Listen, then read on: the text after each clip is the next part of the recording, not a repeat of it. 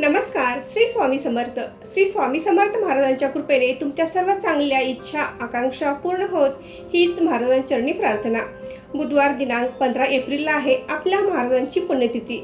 श्री स्वामी समर्थ महाराजांच्या पुण्यतिथीनिमित्त गुरुचरित्र पारायण करण्याला विशेष महत्त्व आहे.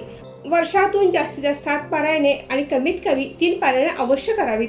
यासाठी आपल्याला दत्त जयंती, श्री स्वामी समर्थ महाराजांचा प्रकट दिन आणि श्री स्वामी समर्थ महाराजांच्या पुण्यतिथी निमित्त आपल्याला ही संधी मिळत असते.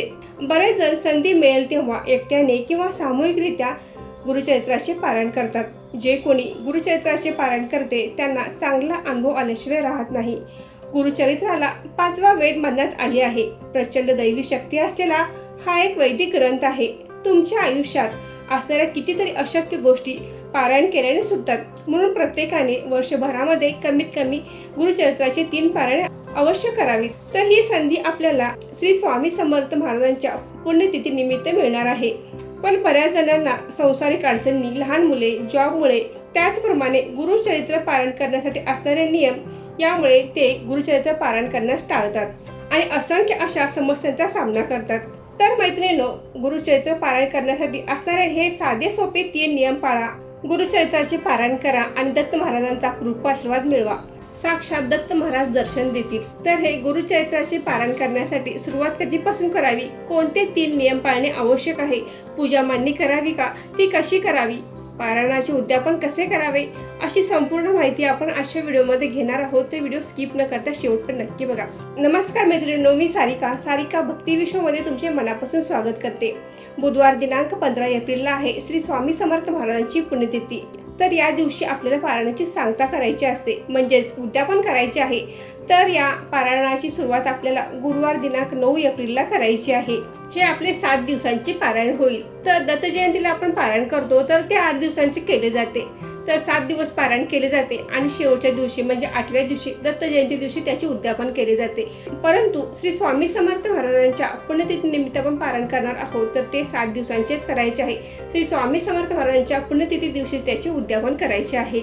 म्हणजे आपल्याला हे पारायण 9 एप्रिल ते 15 एप्रिल या 7 दिवसांमध्ये करायचे आहे.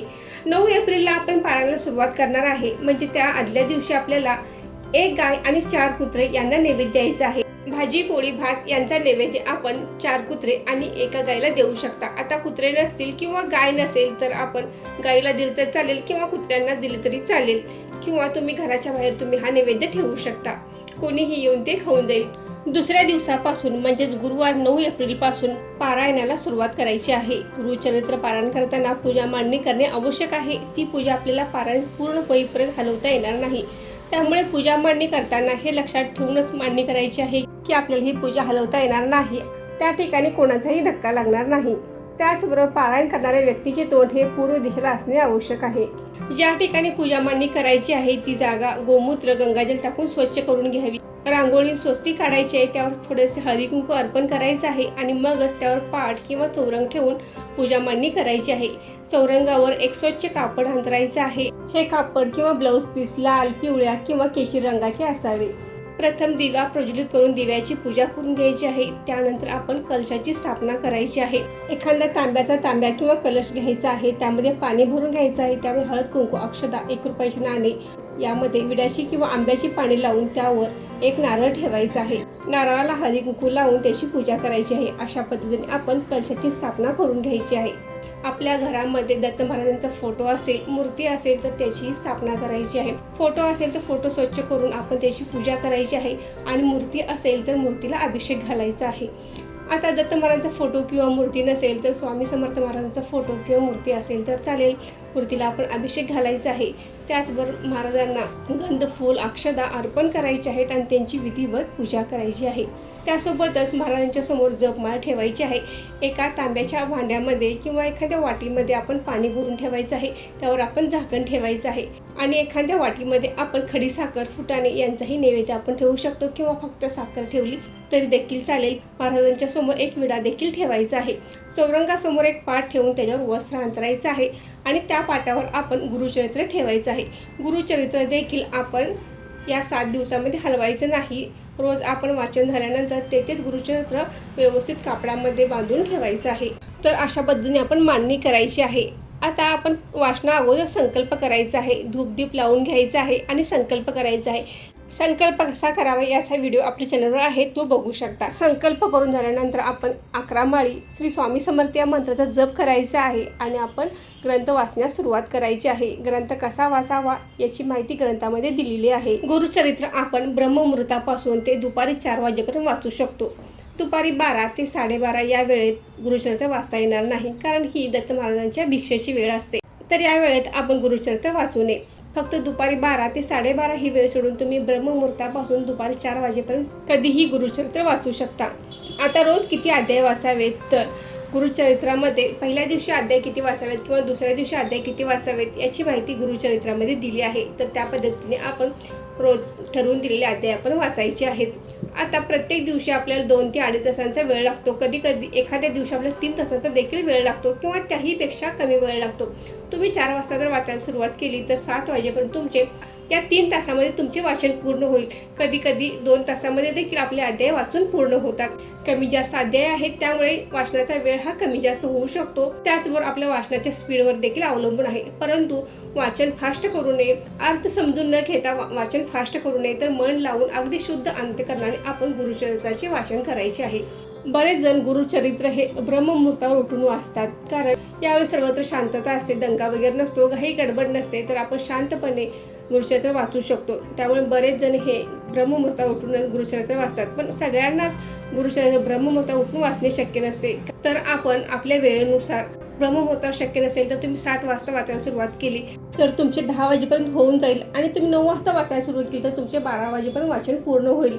ह्याही वेळ शक्य नसेल तर तुम्ही दुपारी 12:30 नंतर 4 वाजेपर्यंत तुम्ही गुरुचरित्र ग्रंथाचे वाचन करू शकता. शक्यतो वाचन सकाळी केले तर चांगले, पण सकाळी शक्य नसेल तर तुम्ही दुपारी 12:30 नंतर केले तर चालेल. वाचनानंतर आपल्याला दत्त महाराजांची आरती म्हणायची आहे, श्री स्वामी समर्थ महाराजांची आरती म्हणायची आहे.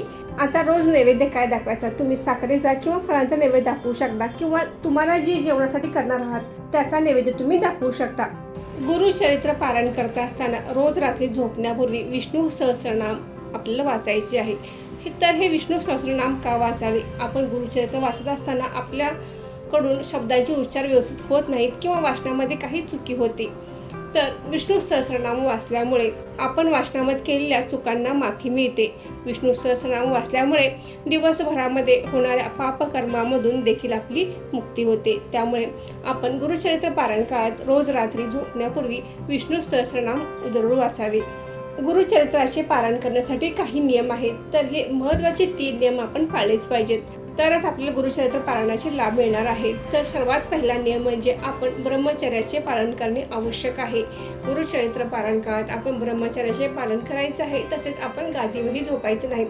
तुम्हाला जर खाली झोपायला त्रास होत असेल तर तुम्ही बेडवरती चटई अंथरून झोपू शकता. त्याचप्रमाणे दुसरा महत्त्वाचा नियम म्हणजे आपण कांदा लसूण पूर्णपणे वर्ज्य करायचं आहे. गुरुचरित्र पारायण करणाऱ्या व्यक्तीनेच फक्त कांदा लसूण वर्ज्य करायचं आहे. घरातील इतरांनी खाल्ला तरी चालतो, पण जी व्यक्ती पारायण करणार आहे त्यांनी कांदा लसूण वापरायचं नाही. आपल्या जेवणासाठी वेगळे जेवण बनवायचे आहे, म्हणजे त्यामध्ये कांदा लसूण वापरायचं नाही. आता आपण जे लाल तिखट वापरतो किंवा कांदा लसूण मसाला वापरतो त्यामध्ये कांदा लसूण असतो, तर ते आपण न वापरता आपण हिरवी मिरची वापरता चालेल, किंवा कांदा लसूण न घातलेली जी लाल मिरची पूड असते ती आपण जेवणामध्ये वापरू शकतो. गुरुचरित्र पारायण करताना आपण एकच धान्य खायचं आहे, म्हणजे आपण जर ज्वारी खाणार असाल किंवा गहू खाणार असाल तर दोन्हीपैकी एकच खायचं आहे. म्हणजे भाकरी खाणार असाल तर भाकरीच खायची आहे, चपाती खाणार असाल तर चपातीच खायची आहे. दोन्हीपैकी या 7 दिवसामध्ये एकच खायचं आहे. त्याचबरोबर आपण भात देखील टाळायचा आहे. बरेच जण खातात, परंतु शक्यतो आपण भात टाळायचा आहे. त्याचबरोबर डाळी कोणत्याही खायच्या नाहीत, कारण द्विदल धान्य आपण गुरुचरित्र पारायण काळामध्ये खायचं नाही. त्याचबरोबर वांगी, गवारी, शेपूची भाजी आणि मेथीची भाजी हे पदार्थ आपण खायचे नाहीत. या गवारी, मेथीची भाजी, शेपूची भाजी यामुळे पित्ताचा त्रास होऊ शकतो. आपले जागरण हे होत असते, त्यामुळे पित्ताचा त्रास त्रास होऊ नये म्हणून आपण या पारायण काळामध्ये गवारी, मेथीची भाजी, शेपूची भाजी या भाज्या खाऊ नयेत. पारायण काळामध्ये 7 दिवसामध्ये कोणताही उपवास आला किंवा तुमचा कोणता उपवास असेल तर तुम्ही शाबूची खिचडी खाऊ शकता, शाबूची खीर खाऊ शकता. आणि सर्वात महत्त्वाचा नियम म्हणजे गुरुचरित्र पारायण काळामध्ये मांसाहार पूर्णपणे वर्ज्य आहे. पारायण करणाऱ्या व्यक्तीने आणि घरातील कोणीही मांसाहार करू नये. घरात अथवा बाहेर कुठेही मांसाहार करू नये हे सांगण्याची आवश्यकता नाही, पण बरेच जण ही चूक करतात, म्हणजे पारायण करणारा व्यक्ती नाही पण घरातील इतर व्यक्तींनी सुद्धा मांसाहार करायचं नाही. तर आपण मांसाहार पूर्णपणे घरातील सर्वांनीच मांसाहार टाळायचा आहे. हे नियम काय आपल्याला वर्षभर आयुष्यभर पाळायचे नाही, तर आपल्याला पारायण काळामध्ये 7 दिवस हे नियम पाळायचे आहेत. तर एवढे नियम तर आपण पाळू शकतोच, कारण आपल्या आयुष्यामध्ये कितीतरी चांगल्या गोष्टी या पारायणाने होणार आहेत. त्यामुळे आपण हे 7 दिवस नियम पाळणे आवश्यक आहे. गुरुचरित्र पारायणाचा शेवटचा दिवस म्हणजे श्री स्वामी समर्थ महाराजांची पुण्यतिथी. तर या दिवशी आपले नेहमीप्रमाणे आपण जे आपले राहिलेले शेवटचे आधी आहे ते वाचून घ्यायचे आहेत. आपण दूध साखरेचा नैवेद्य दाखवायचा आहे, आरती म्हणायची आहे. आता एवढ्या लवकर सकाळी आपले जेवण होत नाही, परंतु आपण आता या दिवशी 4 नैवेद्य बनवायचे आहे. तर तुम्ही पुरणपोळीचा, पुरी भाजीचा नैवेद्य बनवू शकता. तर आपल्याला हे 4 नैवेद्य बनवायचे आहेत. ज्या काही भाज्या करणार आहे, वरण वगैरे करणार आहे, तर या कोणत्याही पदार्थामध्ये आपण कांदा लसूण वापरायचा नाही. त्याचबरोबर आपण घेवड्याची भाजी ही आवर्जून बनवायची आहे. जे आपण 4 नैवेद्य करणार आहे तो त्यातील पहिला नैवेद्य हा दत्त महाराजांसाठी, दुसरा नैवेद्य हा गुरुचरित्र ग्रंथासाठी, तिसरा नैवेद्य हा आपल्या कुलदेवतासाठी आणि चौथा नैवेद्य हा गायीसाठी आहे. आपण जेवण तयार झाल्यानंतर नैवेद्य दाखवायचं आहे. या दिवशी आवर्जून एखाद्या जोडपे, सुवासिनी आपण जेवाय बोलवू शकता, एखाद्या ब्राह्मणांना जेवाय बोलवू शकता. ब्राह्मणांना जेवाय बोलवणे शक्य नसेल तर त्यांना शिदा देऊ शकता. आलेले जोडपे किंवा सुवासिनी असेल तर त्यांची ओटीही आवर्जून भरायची आहे. आपण एखाद्या मंदिरात देखील शिदा दिला तरी देखील चालेल. आपण जी पूजा मांडणी केली आहे ती त्या दिवशी दिवसभर तशीच राहू द्या. दुसऱ्या दिवशी आपण ही पूजा मांडणी काढायची आहे. फोटो, मूर्ती असेल तर आपण देवघरामध्ये ठेवायची आहे. कलशातील पाणी तुम्ही तुळशीला घालू शकता. जे निर्माल्य आहे, फुले वगैरे असतील, विड्याची पाने असतील तर ती आपण निर्माल्यामध्ये टाकायची आहेत. जे वाटीत ठेवलेले पाणी आहे ते आपण घरातील सर्वांनी तीर्थ म्हणून घ्यायचं आहे. त्याचबरोबर जी साखर आहे ती प्रसाद म्हणून घ्यायचं आहे आणि जी पूजेची जागा आपण स्वच्छ करायची आहे. स्वामी समर्थ पुण्यतिथीनिमित्त दिंडोर पंडित केंद्रामध्ये देखील सामूहिकरित्या गुरुचरित्राचे पारायण केले जाते.